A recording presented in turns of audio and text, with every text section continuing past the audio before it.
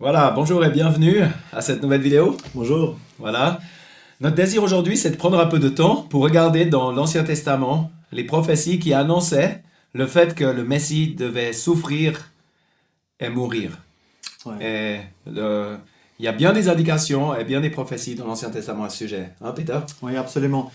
En fait, on voit même dans Ésaïe que Jésus est appelé homme de douleur. En Ésaïe 53, verset 3, il est dit qu'il est méprisé, délaissé des hommes, homme de douleur. Et c'est vrai que le Seigneur Jésus a subi énormément de souffrances lorsqu'il était déjà comme homme sur cette terre. Et une chose qui est aussi importante de comprendre, que lorsque le Fils de Dieu, c'est-à-dire Jésus, est venu sur cette terre, il est devenu un homme, donc il a souffert toutes ces choses aussi comme homme. Hein. Il était un homme avec un corps, avec une âme et un esprit. Donc il a aussi dans son âme vraiment vécu tout ce mépris. Et en effet, il y a vraiment beaucoup de prophéties dans l'Ancien Testament qui parlent de ces souffrances. Il y a aussi il y a des prophéties qui nous parlent, qui sont nommées après dans le Nouveau Testament, et où il est clairement dit en fait que c'est une prophétie, que c'est un accomplissement d'une prophétie de l'Ancien Testament. Par exemple, en Jean 13, on voit que le Seigneur Jésus, il déclare qui allait le trahir. Et c'est directement une prophétie d'un psaume. Et à ce moment-là, aussi en Jean 13, il est dit que c'est afin que l'écriture soit accomplie.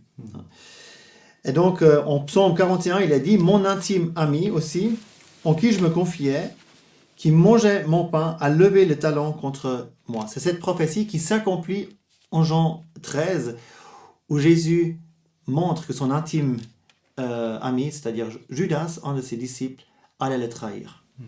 Et ils étaient vraiment dans une sphère aussi très intime, ils étaient juste les 12 là ensemble dans la chambre haute, donc c'était un moment très, très particulier. Autre chose qui est aussi importante encore de dire peut-être, c'est que même Jésus a dit que l'Ancien Testament, les prophéties parlaient de lui. Après sa mort, en fait, il est ressuscité et il s'est joint à des gens qui étaient très déçus, découragés parce que justement parce que Jésus était tout simplement mort et puis il l'avait suivi. Et puis il se joint à eux en fait et leur dit « Mais ne fallait-il pas que le Christ souffrit ces choses et qu'il entre dans sa gloire ?» Donc il leur dit « Mais il fallait que ces choses arrivent. » Et puis en fait il dit ensuite, il a dit « Et commençant par Moïse et les prophètes », donc c'est l'Ancien Testament, il leur expliquait dans toutes les Écritures les choses qui le regardaient. Donc on voit que même Jésus a dit que l'Ancien Testament parlait de lui.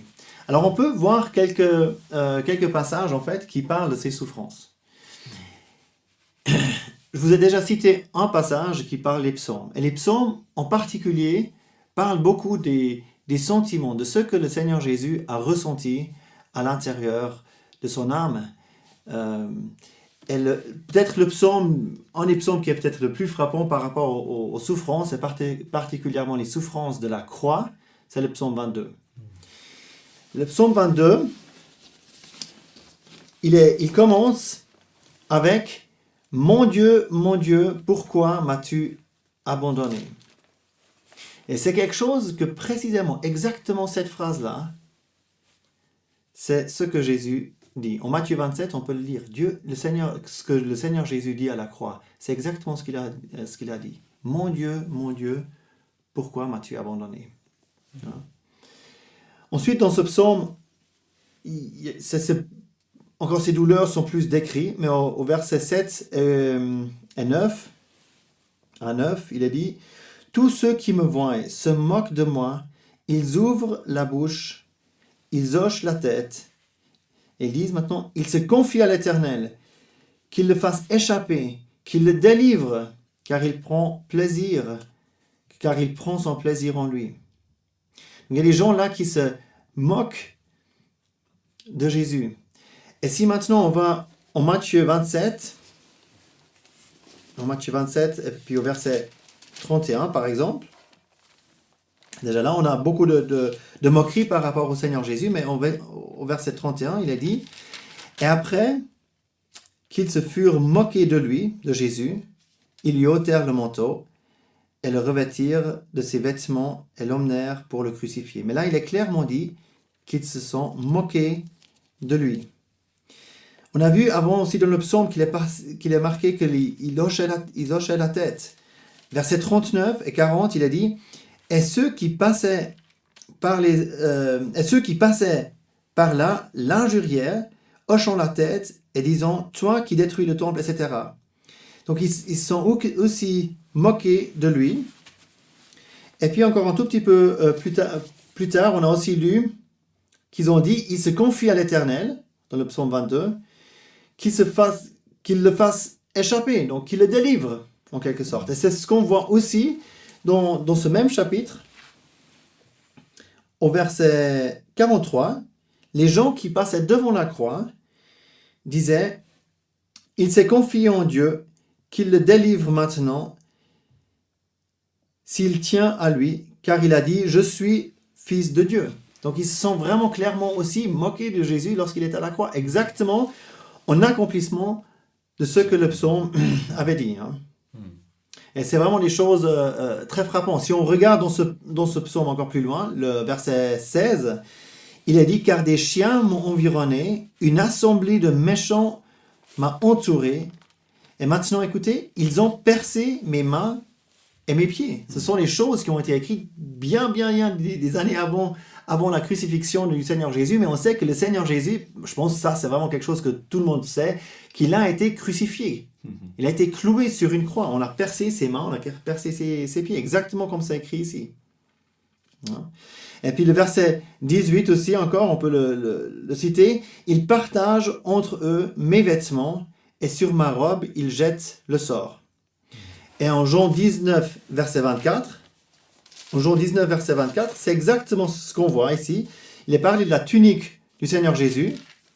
Or, la tunique était sans couture, tissée tout d'une pièce, depuis le haut jusqu'en bas. Et maintenant, ils dirent donc entre eux, ne la déchirons pas, mais jetons-la au sort à qui elle sera. Donc là, on a exactement ce qui est prédit dans ce psaume. C'est même rajouté, afin que l'écriture fût accomplie. Alors là, voilà, exactement, super. Parce que là, on a à nouveau un exemple, afin que l'écriture fût accomplie. Donc on voit que ces choses, c'est pas que des choses qu'on invente. C'est vraiment ce que la Bible, elle affirme, c'est des accomplissements des prophéties. Et puis on peut aussi comprendre que, parce qu'on pourrait s'imaginer pour d'autres prophéties que quelqu'un accomplit certaines prophéties parce qu'il voit que certaines prophéties ont été dites et donc il les accomplissent. Mais ça, on ne pouvait pas. Ça, on pouvait pas accomplir. Et quelqu'un qui est dans des extrêmes douleurs, il va pas penser à accomplir des prophéties. Donc c'est vraiment des choses, et ça en plus, ça c'est des choses que les hommes, c'est pas lui qui les a accomplies, c'est les autres qui les ont accomplies, donc c'est totalement impossible que ce soit truqué ou quoi que ce soit. C'est tout simplement que les choses que Dieu a dit dans la parole s'accomplissent. Absolument. Et ce que tu disais, Peter, ça me fait penser en Matthieu 20, ce verset qui est écrit au verset 28, « Le Fils de l'homme », c'est Jésus qui a dit ça, « Le Fils de l'homme n'est pas venu pour être servi, mais pour servir et pour donner sa vie en rançon pour plusieurs. » Et le Seigneur, il était venu exactement pour cela. Il était venu pour servir, il était venu pour souffrir. Il y a un verset qui dit qu'il est venu pour servir, souffrir et mourir aussi. Et les souffrances du Seigneur, et je pense que c'est aussi utile quand on parle des souffrances du Seigneur, c'est que dans l'Ancien Testament, et dans le psaume 22 en particulier, lorsque c'est écrit « Mon Dieu, pourquoi m'as-tu abandonné ?» C'est vraiment à un moment, pendant les souffrances de la croix, où le Seigneur Jésus, il était dans les ténèbres. Les ténèbres étaient sur tout le pays, et on sait que le Seigneur, à ce moment-là, il a vraiment souffert à cause du jugement de Dieu contre nos péchés. Exactement. Et il y a ces deux aspects. Le fait que le Seigneur, il a souffert de la part des hommes. Les hommes l'ont fait souffrir en parlant d'une certaine manière, en se moquant de lui, en le jugeant, en le condamnant, en le rejetant. Ça, c'était ou en le fouettant, ou en le crucifiant. Toutes ces choses, c'était les souffrances de la part de l'homme. Mais les souffrances les plus profondes qui l'ont amené, on peut dire, à dire « Mon Dieu, pourquoi m'as-tu abandonné ?» C'était l'abandon de Dieu. C'était exactement ça, l'abandon de Dieu. Exactement. Et on a commencé avec Ésaïe 53. Et on a aussi finir là-dessus, parce que c'est exactement ce qu'on voit. On voit d'abord qu'il a été méprisé, qu'il a subi tout cela de la part des hommes. Puis au verset 5 d'Ésaïe 53, il a dit, mais il a été blessé pour nos transgressions, il a été meurtri pour nos iniquités, le châtiment de notre paix a été sur lui, et par ses meurtrissures, nous sommes guéris. Donc on voit que c'est un châtiment, que cela, il a dû subir justement cet abandon et ces 3 heures de ténèbres, 3 heures particulières à la croix, où il a souffert pour les péchés. C'est aussi de nouveau une prophétie d'Ésaïe 53 qui nous dit cela, et qui nous montre à quel point on peut être reconnaissant que le Seigneur Jésus a tout subi et enduré ces choses, parce que là, sur cette croix, il a porté nos péchés, il a enduré toutes ces souffrances, il n'a pas reculé aussi devant les souffrances des hommes, parce qu'il voulait accomplir cette chose-là, porter nos péchés pour que nous puissions être sauvés. Et c'est pour cela qu'on est là aussi, pour parler de cela, parce que d'accepter cela c'est encore possible aujourd'hui. Et c'est ce que nous vous encourageons de faire. Ouais. Voilà, c'était la partie des souffrances qu'on voulait vous montrer dans la Bible. C'est les prophéties. On va faire encore d'autres vidéos sur d'autres prophéties qui se sont accomplies. Mais j'espère que ça vous aide. Et si vous avez des questions, vous pouvez les poser dans les commentaires ou bien nous écrire par le site lechemin.ch ou bien vous abonner et puis vous aurez encore d'autres vidéos qui vont venir par la suite qui pourront être utiles pour vous aussi. Alors, à bientôt.